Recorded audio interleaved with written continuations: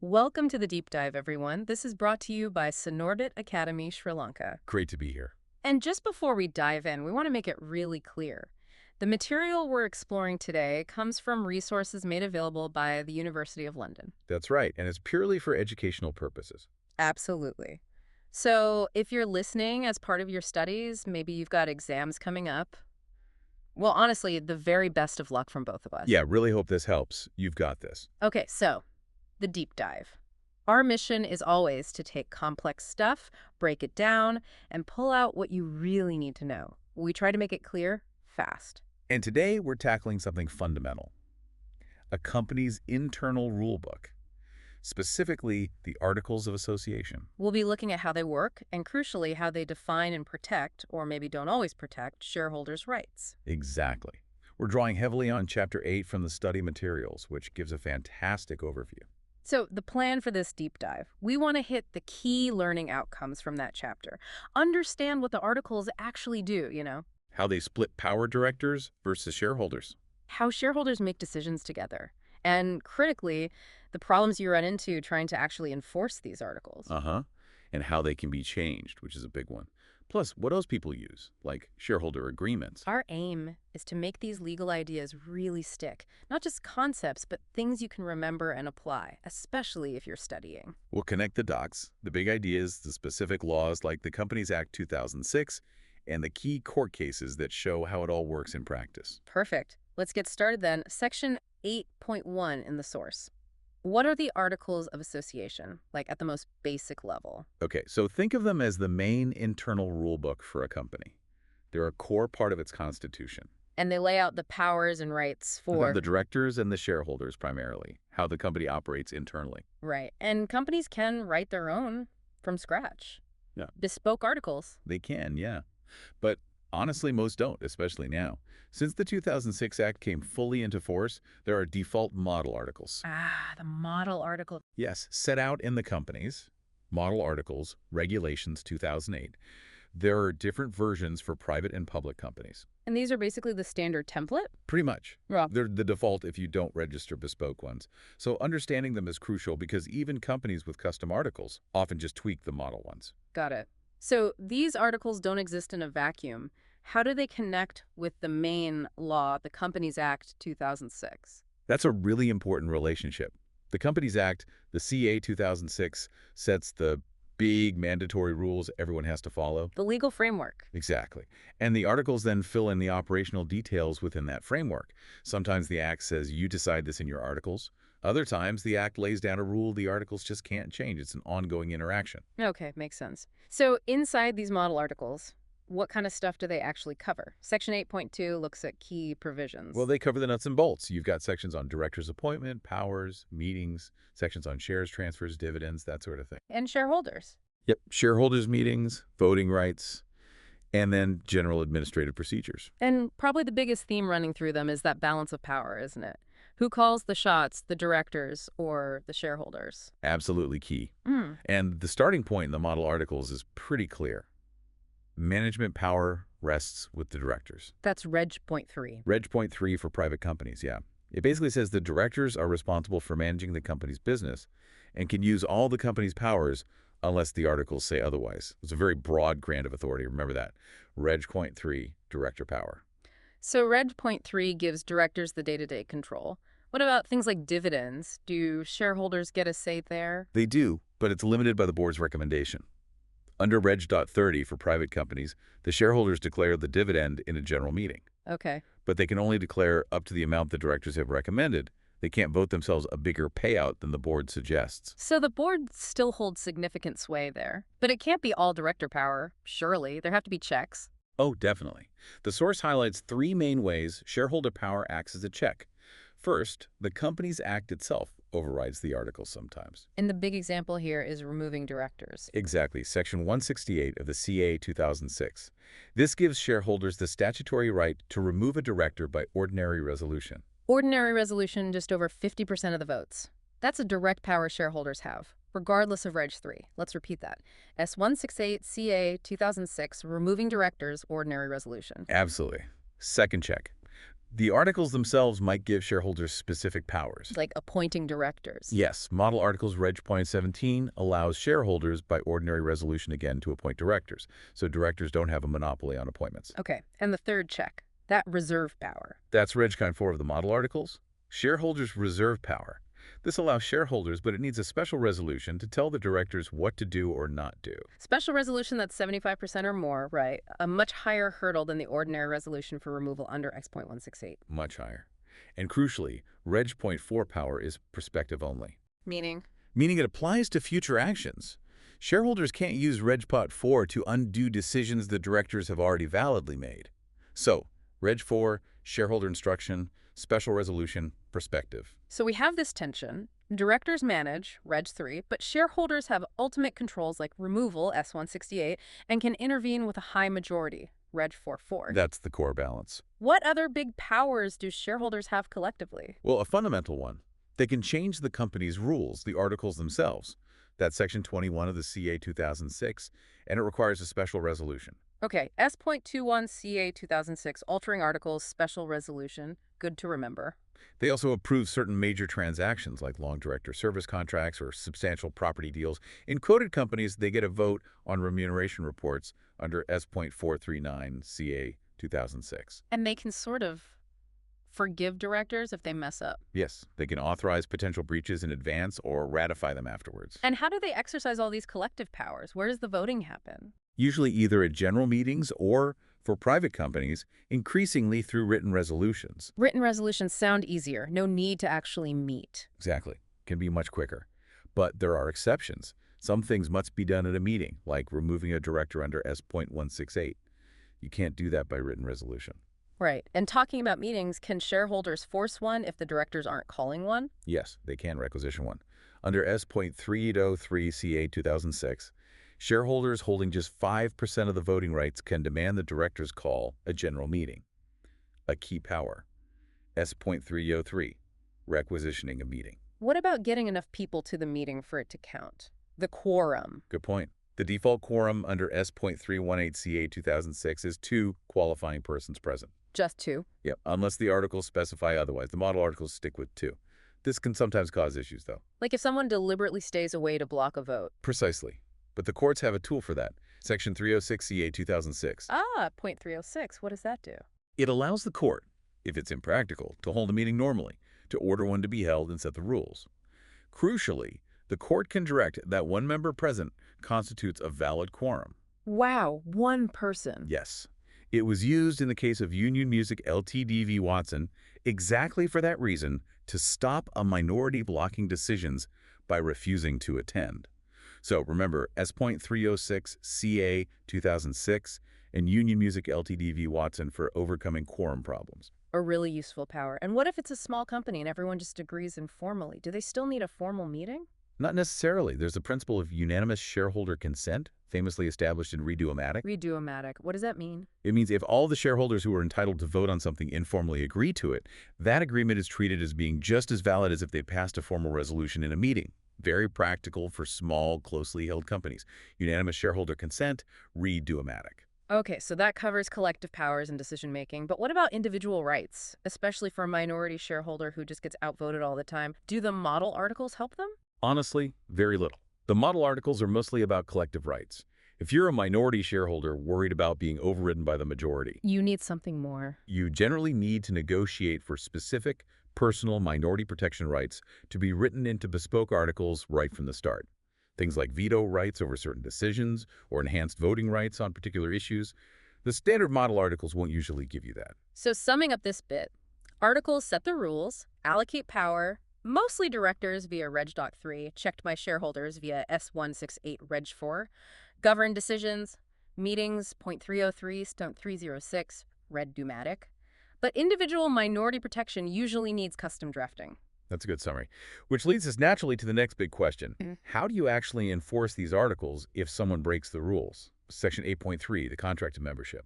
And the key statute here is? Section 33 CA 2006. This is absolutely central. S.33. What does S.33 actually say? That's .331. Says the company's constitution, which includes the articles, binds the company and its members. Like a contract. Exactly. As if they were covenants in a deed.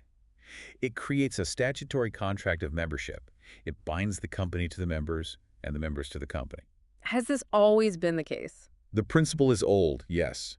Cases like Hickman v. Kent or Romney Marsh Sheep Breeders Association discussed this contractual effect long before S.33. But the main practical effect of S.33 is that it automatically binds new shareholders to the existing articles the moment they join, without them needing to sign anything extra. It's automatic. S.33 CA 2006, the contract of membership. Okay, so it's a contract. Can any shareholder just sue the company if it breaches the articles, bring a personal action? In principle, yes. Because it's treated as a contract under S.33, an individual shareholder has the legal standing to sue the company directly for a breach without needing majority approval. That's a personal action. And what do they typically get if they win? Usually an injunction and order stopping the breach. Damages are much rarer in this context. What about shareholders suing each other? Can they enforce the articles directly between themselves? The source calls this a contract inter se. That's a more complex area.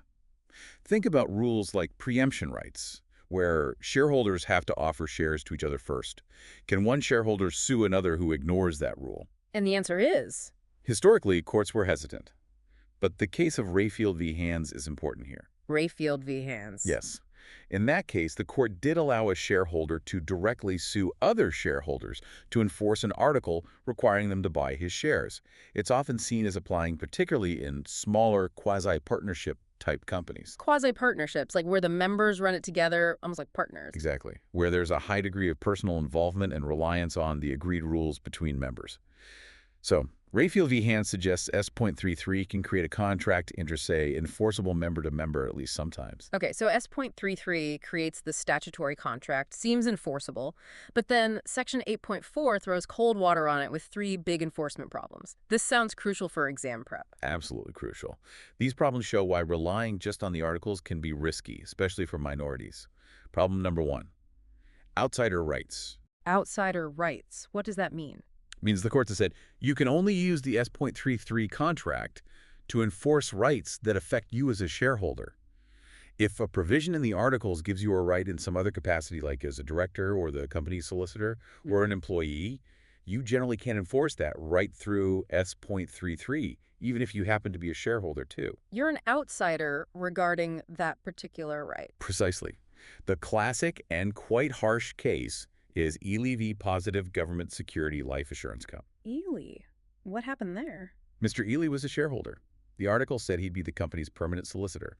The company stopped using him. He sued based on the articles. The court said no. That right related to his role as solicitor, an outsider role, not his role as shareholder. So he couldn't enforce it via the S.33 contract. It's a very restrictive interpretation. And other cases followed Ely. Yes, Hickman mentioned earlier, and Global Link Telecommunications Ltd v. Wilbury Ltd. They reinforced this idea of outsider rights. But wasn't there a case that went the other way? Salmon v. Quinn and Accidents? Ugh. Yes, Salmon. That's the awkward one. In Salmon, a shareholder who was also a director was allowed to enforce an article giving him a director's veto. It seems inconsistent with Ely. So it's a bit messy. It is. Academics debate how to reconcile Ely and Salmon, but the key takeaway is the outsider rights doctrine creates uncertainty and limits what you can enforce via S.33. Remember Ely and Salmon for this point. Okay, outsider rights is problem 1. What's the second enforcement problem? This is the doctrine of mere internal irregularities. Mere internal irregularities. Sounds dismissive. It kind of is. The idea is that if a breach of the articles is seen as just a procedural slip-up or a wrong done to the company as a whole, rather than violating a specific personal right of the shareholder, Then the court won't interfere. right. They'll say it's an internal matter for the majority to decide whether the company should complain or not. Yeah. An individual shareholder can't sue personally if it's just an internal irregularity. And the main case for this? McDougall v. Gardner. Very important case. McDougall v. Gardner, what was the issue? The chairman of a meeting improperly refused a shareholder's demand for a poll vote, which was his right under the articles. He sued. Seems like a clear breach of his right. You'd think so. Mm. But the court said the chairman's failure was a wrong done to the meeting or the company, not a violation of McDougall's personal right as an individual shareholder. Therefore, only the company, i.e. the majority, could sue. It was dismissed as a mere internal irregularity. Remember that phrase in McDougall v. Gardner. So again, it narrows down when an individual shareholder can actually use S.33 to enforce the rules. Very uncertain. Very. And that brings us to the third and perhaps most fundamental problem.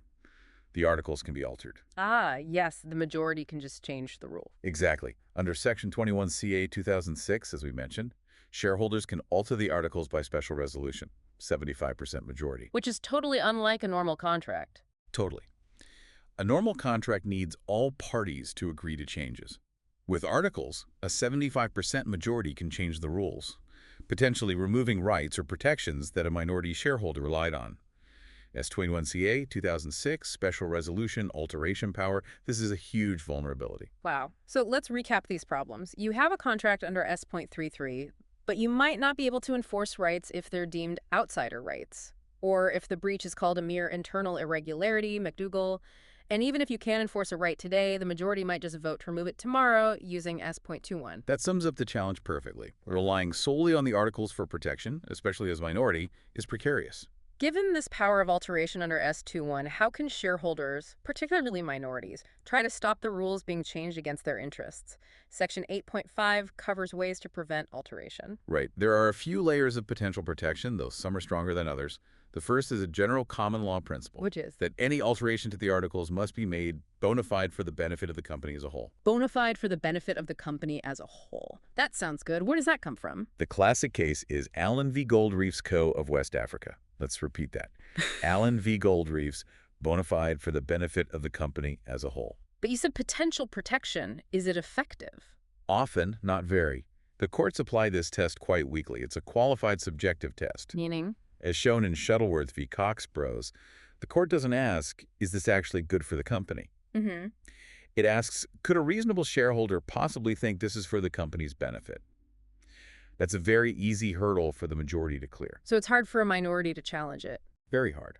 And Greenhoff v. Ardern Cinemas Ltd. added another layer of complexity, suggesting that when an alteration affects shareholder rights directly, the test is more about whether it's unfairly discriminatory.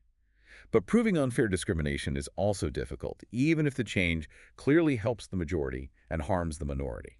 So remember Shuttleworth and Greenhoff showing the weakness of the Allen test. Now, courts have sometimes stepped in more forcefully, especially regarding alterations designed to force minorities to sell their shares compulsory acquisition. Think Brown v. British Abrasive Wheel Co. or Daffin Tin Plates. So they're stricter there. Sometimes, but not always. The more recent Charterhouse Capital Ltd. shows majorities can still succeed even with compulsory transfer clauses. So, the bona fide test, limited protection. Remember those cases. Brown, Daffin, Charterhouse. Okay, so the Allen test isn't a strong shield. What's the second mechanism? This is using class rights. Class rights. What are they exactly? There are specific rights that attach only to a particular group or class of shares, or are held by a specific group of shareholders in their capacity as shareholders, but aren't held by everyone. So rights unique to a certain group. Exactly. And the Case Cumbrian Newspapers Group, Ltd v. Cumberland, and Westmoreland Herald newspapers is important here. It clarified that a right can be a class right, even if it's not formally tied to a share class, maybe just given to named individuals. Key case. Cumbrian newspapers for defining class rights. Why do class rights offer better protection against alteration than the general bona fide test? Because changing class rights triggers a much stricter procedure under the Companies Act, specifically Section 630 CA 2006. S.63, what does that require? Esposito says that to vary or cancel a class right, you typically need 2 levels of approval. First, you need the consent of 75% of the holders of that specific class. Just the affected group. Yes. And then you also usually need the standard special resolution, 75% of the whole company. But the crucial part is that first step, the class consent. So if one person holds all the shares in that class, or even just over 25%? They have a veto. They can block the change even if 99% of the other shareholders want it. As .630 CA 2006 gives class rights real teeth against alteration. Remember that connection. Class rights protected by S.630, though articles can specify a different procedure. That sounds much more solid. Is there a third way? Yes, using provisions for entrenchment. This was formally introduced by Section 22 CA 2006. Entrenchment S.22. What does that allow? S.2 lets a company put provisions in its articles stating that certain other articles, or all of them, can only be amended or repealed if conditions more restrictive than a standard special resolution are met. Like what? Like requiring a higher majority, say 90% or even 100% unanimous consent, Right. or perhaps requiring the consent of a specific person. So you can basically lock down certain rules.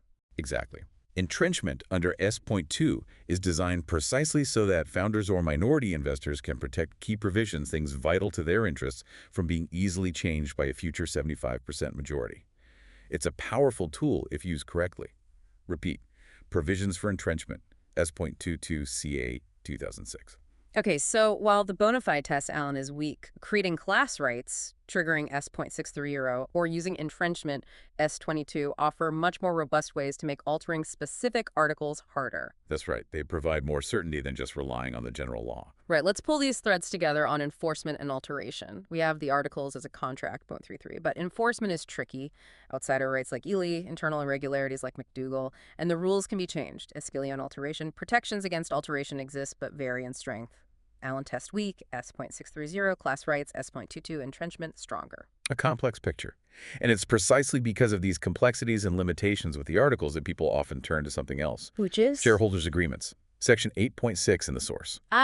Okay. So what are shareholders' agreements? They're separate private contracts. They can be between all the shareholders, just some of them, or sometimes between shareholders and the company itself. And they cover similar ground to the articles. Often, yes. Things like how decisions are made, restrictions on selling shares, dividend policies, minority protections, stuff you could put in the articles, but choose to put in a separate agreement instead. Why do that? What are the advantages over using the articles? Three main ones, directly addressing the problems we just discussed. First, enforceability.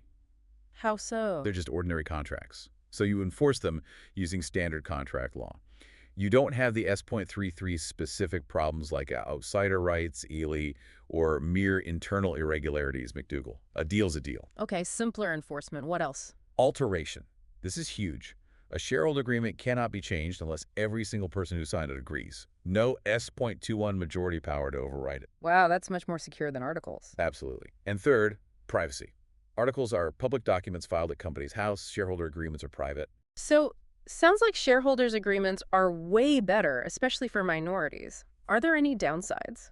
The main one is binding effect. The articles, because of S.33, automatically bind everyone who becomes a shareholder, even if they join years later. They inherit the rules. Right. A shareholder agreement only binds the original parties who signed it. A new shareholder isn't automatically bound unless they specifically agree to be, for example, by signing a deed of adherence. Okay. So articles have broader reach to future members, but agreements offer stronger, more certain protection for the parties involved. A trade-off. Exactly. Parties have to weigh up what's more important in their circumstances. Okay, this has been a fantastic tour through the articles. Now, let's pivot specifically to those of you studying this, maybe facing exams. How should you approach this material? Well, first off, definitely revisit those learning outcomes listed at the start of the chapter. Can you confidently explain each one now? Like the function of articles, the power balance, Reg 3 versus S.168 Reg 4, decision-making methods, S33 is 306 union music, redo-o-matic. The S.33 contract and its enforcement problems, outsider rights Ely, internal irregularities McDougall, the whole issue of alteration, S21, the bona fide test Allen Greenhalf, and the protections, class rights Cumbrians, .630, entrenchments, .22, and finally shareholder agreements. Check you can explain each concept. And it's not just listing them, right? It's seeing the connections. Absolutely. Understand the dynamics. How does S.168 limit Reg .3? How does S.22 blocks S.21? Why did the courts create the outsider rights limit on S.33 in Ely? Why is the Allen test usually weak but S.630 strong? See the interplay. And the cases, they're not just names. No. They are illustrations of legal principles. For exams, know why a case is important. Rayfield, contract inter quasi partnership. Ely, outsider rights. McDougall, internal irregularity. Allen Greenhalf, bona fide alteration test. Cumbrian, defining class rights. Redo-o-matic, unanimous consent. Link the case name firmly to the legal point it represents. Repeat those pairings. Ely outsider rights, McDougall internal irregularity, Allen bona fide test, Cumbrian class rights, Rayfield inter se, redo-o-matic unanimous consent, S.33 contract, S.168 removal, S.21 alteration, S.630 class right variation, S.22 entrenchment. Practice applying them. That sample exam question in the source material is gold dust for this. Definitely. Don't just read the question and answer. Break down the scenario. Okay, they want a meeting that's S.303, quorum problems. Think S.318, maybe S.306 union music. Power struggle. Reg 3, Reg 4, S.168. Trying to change a rule. S.21, is it a class right? S.63, does the Allen test apply? It forces you to actively use the knowledge, not just recall it, which is what exams demand. Precisely. And use those reflect and review questions in the chapter 2. They're designed to check your understanding of these nuances. Excellent advice. So we've journeyed through the articles, saw how S.33 makes them a contract, but one with real enforcement challenges, outsider rights, ELE, internal irregularities, McDougall.